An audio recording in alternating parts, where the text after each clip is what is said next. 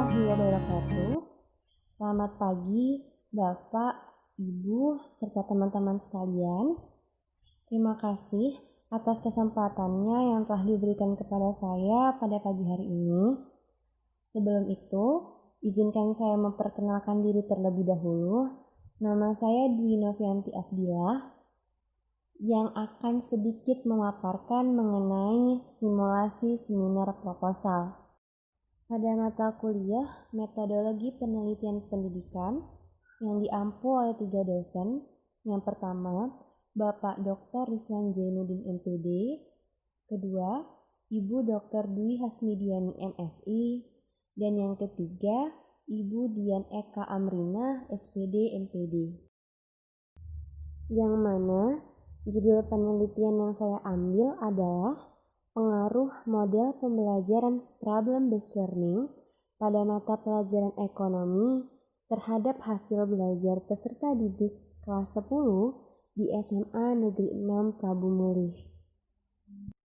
Adapun poin utama yang akan saya bahas pada pagi hari ini, pertama mengenai pendahuluan, kedua mengenai tinjauan pustaka, dan yang ketiga yakni mengenai metode penelitian.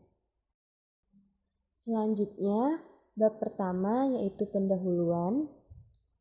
Yang pertama yakni latar belakang penelitian. Seperti yang kita ketahui, pendidikan merupakan faktor yang menentukan model manusia yang akan dihasilkannya. Pendidikan juga memberikan sumbangan yang nyata dan besar untuk kemajuan bangsa dan negara, serta membentuk dan membangun karakter bangsa. Namun, untuk melihat berhasil atau tidaknya proses pendidikan, guru harus mampu menentukan model pembelajaran yang sesuai dengan minat dan dapat menarik perhatian peserta didik. Dengan materi yang akan diajarkan harus dikuasai serta mampu mengaitkan dalam kehidupan bermasyarakat agar peserta didik memahami melalui penyampaian guru. Sejalan dengan tuntutan kurikulum 2013, yaitu peserta didik dituntut aktif dalam proses pembelajaran, di mana sangat menekankan pada orientasi peserta didik sebagai subjek dalam kegiatan pembelajaran. Namun, selama proses pembelajaran, kebanyakan guru belum memberdayakan potensi peserta didik, dan peserta didik hanya menerima materi pembelajaran dari gurunya saja. Hal inilah yang menyebabkan potensi yang dimiliki peserta didik tidak berkembang maksimal. Salah satu potensi yang dimaksud yaitu kemampuan berargumen.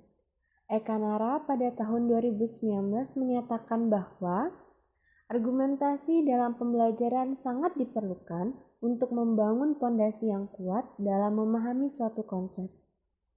Untuk meningkatkan salah satu potensi tersebut, proses pembelajaran yang tepat harus melibatkan peserta didik secara langsung dalam berbagai kegiatan. Sesuai dengan penjabaran di atas, maka proses pembelajaran yang dirancang dapat dilakukan dengan menerapkan pembelajaran problem-based learning, di mana proses pembelajaran berbasis masalah yang melibatkan peserta didik dihadapkan oleh permasalahan yang menuntut mereka untuk aktif dalam proses pembelajaran, yang mana hal ini sebagai acuan pada kurikulum 2013. Selanjutnya, mengenai permasalahan penelitian, berdasarkan latar belakang yang telah dijabarkan, maka diperoleh rumusan masalah yakni bagaimana pengaruh model pembelajaran problem-based learning pada mata pelajaran ekonomi terhadap hasil belajar peserta didik di SMA Negeri 6 Prabu Mulih. Kemudian, tujuan penelitiannya adalah untuk mengetahui adanya pengaruh model pembelajaran problem-based learning pada mata pelajaran ekonomi terhadap hasil belajar peserta didik di SMA Negeri 6 Prabu Mulih. Adapun poin terakhir yakni mengenai manfaat hasil penelitian. Yang pertama, hasil penelitian ini dapat digunakan sebagai referensi penelitian yang relevan. Yang kedua, hasil penelitian ini dapat digunakan sebagai acuan untuk mengembangkan model pembelajaran problem-based learning agar peserta didik bisa mendapatkan hasil belajar yang lebih maksimal. Selanjutnya adalah tinjauan pustaka.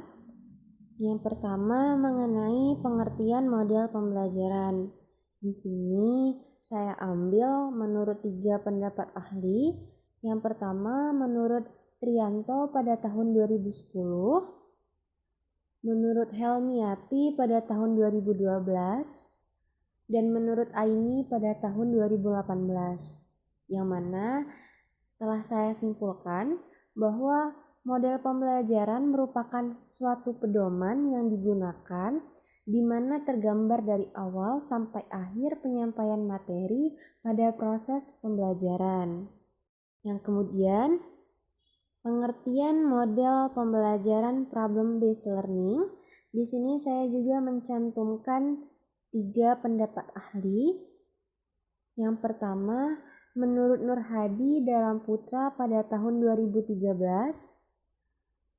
menurut Kan dalam Rusman pada tahun 2014, dan yang terakhir menurut Ratu Manan dalam Trianto pada tahun 2010, yang mana dapat disimpulkan bahwa model pembelajaran berbasis masalah ialah model yang dapat digunakan untuk mengasah, menguji, serta mengembangkan kemampuan berpikir peserta didik dan dapat memecahkan masalah terkait permasalahan yang sifatnya nyata.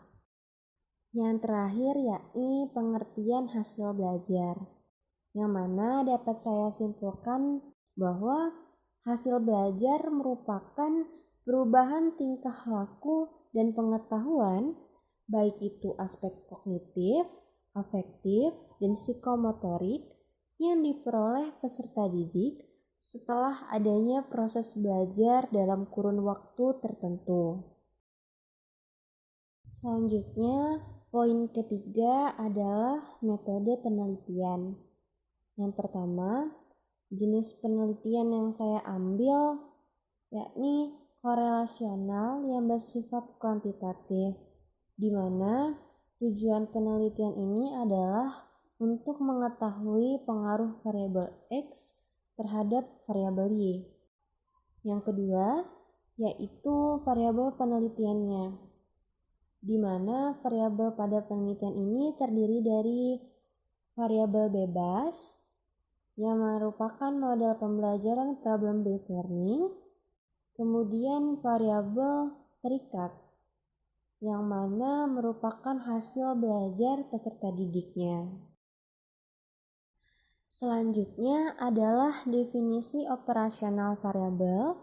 Yang pertama itu definisi operasional variabel model pembelajaran problem-based learning. Pada penelitian ini digunakan untuk membantu peserta didik dalam menentukan model yang tepat untuk digunakan pada proses pembelajaran, di mana model ini memberikan kesempatan kepada peserta didik untuk belajar secara mandiri. Yang kedua yakni definisi operasional variabel hasil belajar, yang mana hasil belajar peserta didik adalah nilai akhir yang telah diperoleh peserta didik pada mata pelajaran ekonomi menggunakan pretest dan posttest.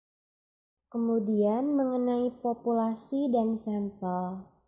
Populasi pada penelitian ini adalah seluruh kelas 10 IIS SMA Negeri 6 Prabu Muli dengan rincian terdapat 4 kelas.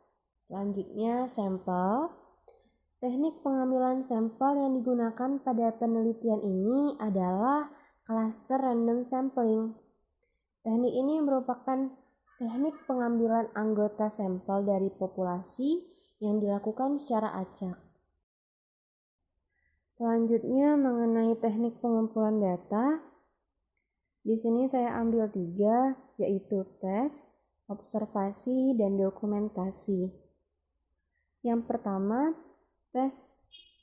Tes ini digunakan untuk memperoleh data mengenai hasil belajar peserta didik yang nantinya akan diberikan sebelum penerapan model pembelajaran problem-based learning dan setelah penerapan model pembelajaran problem-based learning, yang tentunya sebelum menerapkan instrumen tes, terlebih dahulu melakukan uji validitas dan uji reliabilitas.